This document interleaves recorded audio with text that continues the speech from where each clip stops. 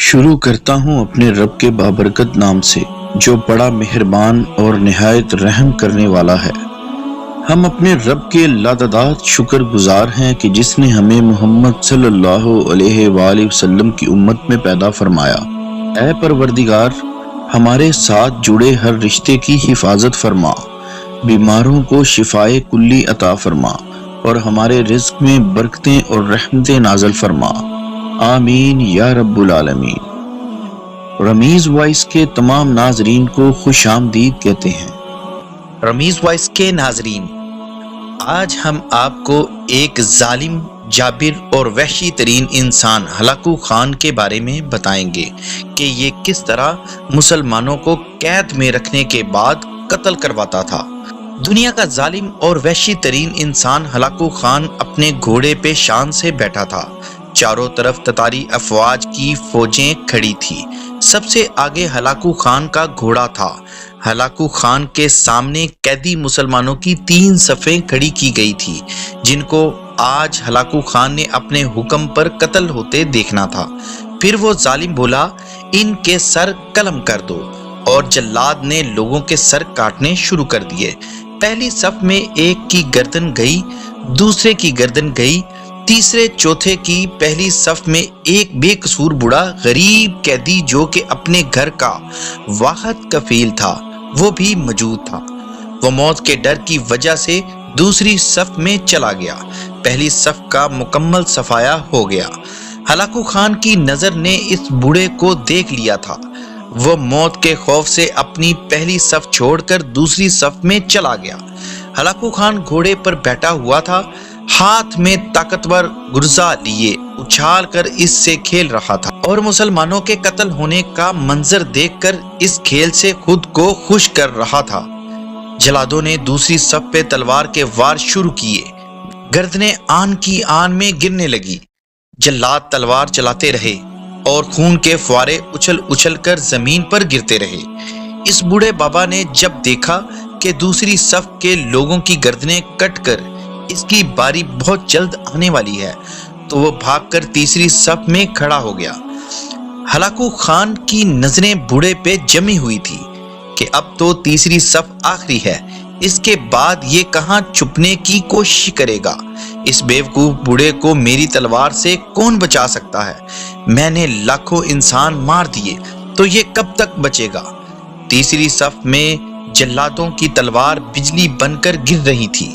Hulagu Khan کی نظریں مسلسل اس بوڑھے پر تھی کہ کیسے وہ بے چین ہو کر موت کی وجہ سے بے قرار ہے۔ تیسری صف کے انسانوں کی گردنیں گر رہی تھی۔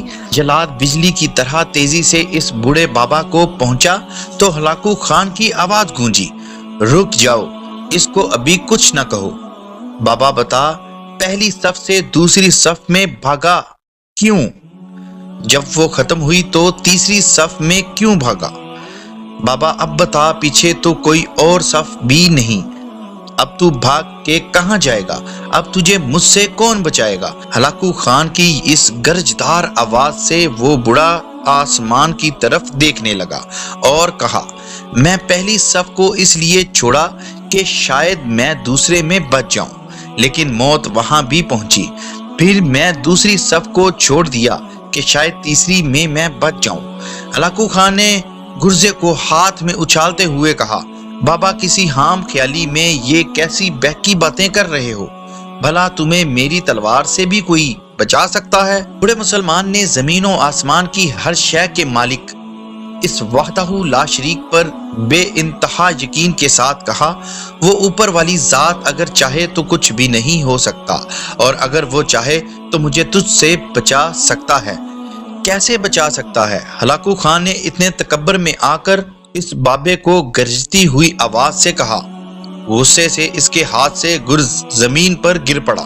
ہلاکو خان نے گھوڑے کے اوپر بیٹھے بیٹھے گرے ہوئے گرز کو اٹھانے کے لیے خود کو جھکایا کہ زمین پر گرنے سے پہلے وہ اسے ہوا میں پکڑ لے۔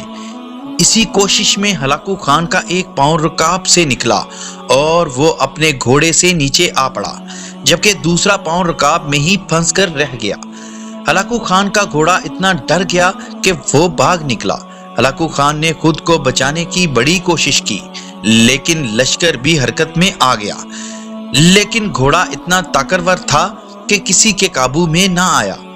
وہ ہلاکو خان کو پتھروں میں گھسیٹ گھسیٹ کر بھگاتا رہا، یہاں تک کہ ہلاکو خان کا سر پتھروں سے پٹک پٹک کر لہو لہان ہو گیا۔ اس کی روح چند ہی منٹوں میں اپنے اس تکبر بھرے وجود کو چھوڑ کر جہنم رسید ہو گئی۔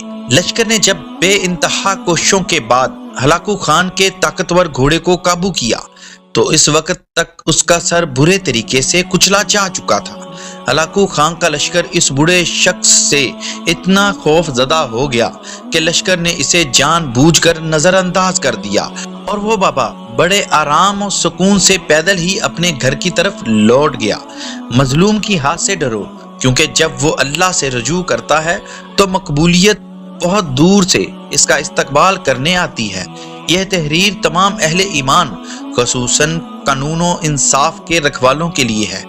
اللہ اکبر، سبحان اللہ و بحمدہ، سبحان اللہ العظیم۔